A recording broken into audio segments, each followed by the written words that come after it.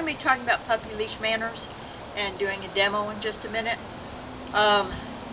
Shiney may be coming in and out of the picture, but he is off leash right now, and I just want to use the chair because I think that's going to be an easier way to just demonstrate how I feel about leash manners. I don't care about position for the dog. I don't want him heeling yet. More times than not, your puppy is going to need to be out in front of you to do his business. So to have him in heel position is counterproductive. So the first thing I teach my dogs, I will teach him to heel later, but the first thing I teach my dogs is just simply not to pull on the leash, regardless of whether you have it at full length or whether you have it in close to you. Now, for young puppies that are just learning, I don't correct at all. All I do if they hit the end of the leash is I just stop and wait. And when they automatically either turn around and look to see what's going on or come back to me, that leash is going to then get very loose. And at that point, what I'm going to do is move forward and tell them they're a good dog. So what they learn is that if the leash is tight, they don't get to go anywhere. But if the leash is loose, they do. Now, my definition of a loose leash is to have this U here hanging down.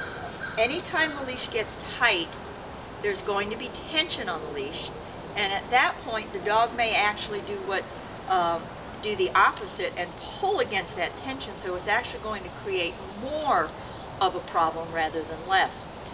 This is one of the reasons I never ever like to use flexi leashes or retractable leashes on a young dog, because that constant tension from the spring mechanism is actually going to undermine your ability to teach them leash manners.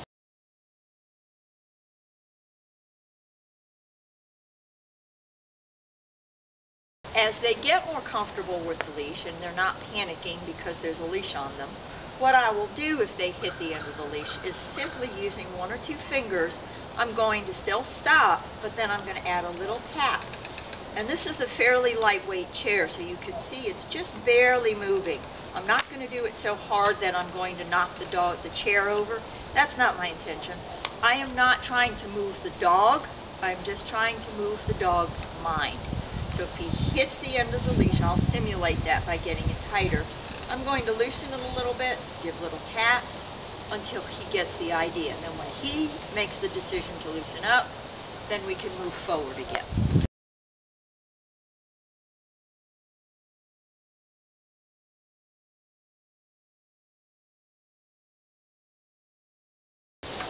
Eventually, as they get really comfortable with the leash, then I can simply move in close to them, shorten the leash, and they're still not allowed to pull, and that actually puts them in heel position.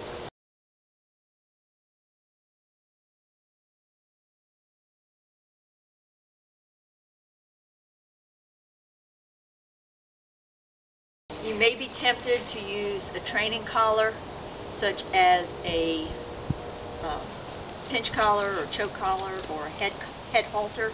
But if you decide that you need that extra help, please, please, please go see a professional trainer, because there's the right that when it comes to a training collar, regardless of which kind you use, there's a right way and a wrong way to do it. So you want to be really, really careful. Go to a professional trainer so they can fit the collar properly. They can make sure it's the right collar for your particular dog, and they can also show you the subtleties of using it.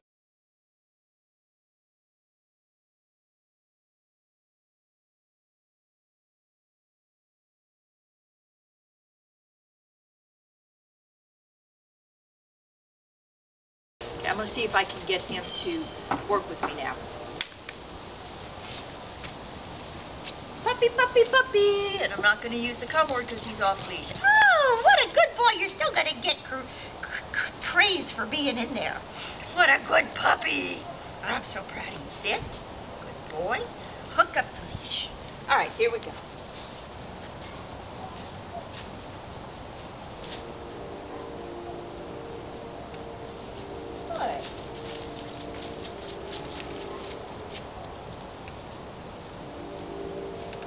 Good boy. Shiney has been doing this for about a week or so now. So I'm very comfortable asking him with a little tap on the leash to come back to me or to loosen up the leash.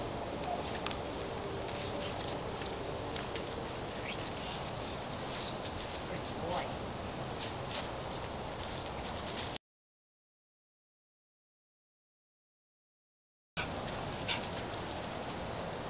Good.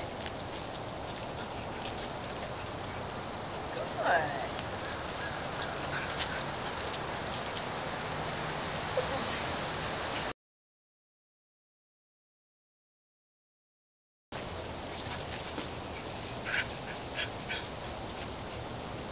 Good.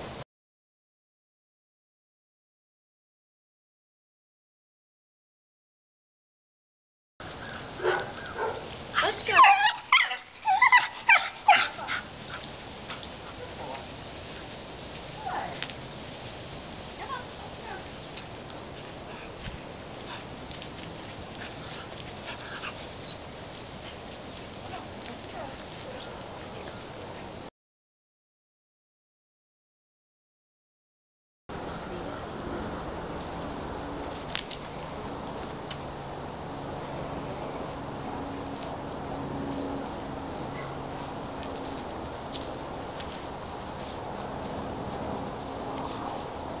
Let's go.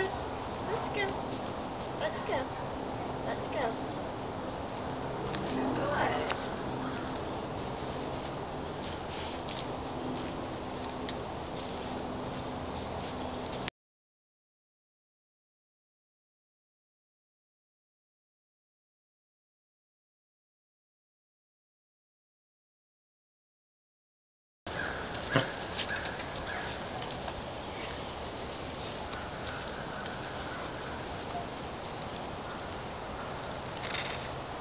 Let's go.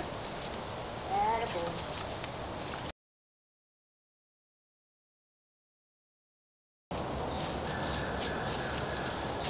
Let's go.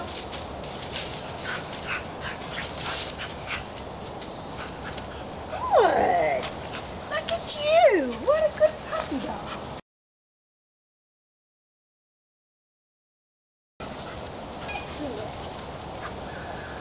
Good boy. Good job. Look at Shiney. Good boy. Good. Good boy.